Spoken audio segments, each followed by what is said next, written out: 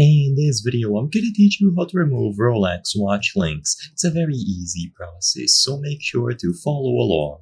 In this video, I'm gonna teach you how to properly undo the links on your Rolex watch. This will allow you to add extra or remove these links in order to make it more comfortable on your wrist. So you will ideally use specialized tools to get this done, usually a very tiny screwdriver. You can buy a set of them related to watch management for very cheap. And to start, locate the screws. So usually they are going to be on each link. Once you locate a screw here, you will be able to undo it. This screw is what holds all of the links into place, so it will look roughly like this. So an individual link will have a format or a shape similar to this one, and they connect into each other.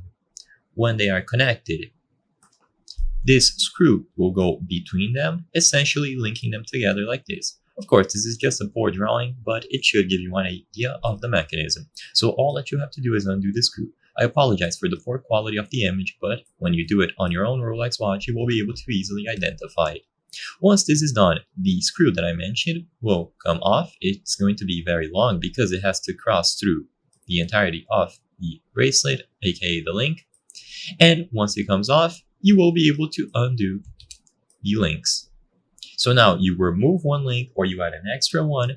And if you want to actually link them together after you remove a screw or you remove the links, whatever you did, then you just put the screw back into place.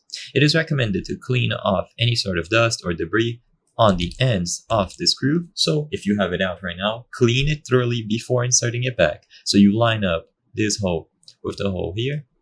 And as long as you have them lined up and the screw can thread between all of them, you will be able to line it up again and use the screwdriver kit that you purchased to make sure that it is properly set up.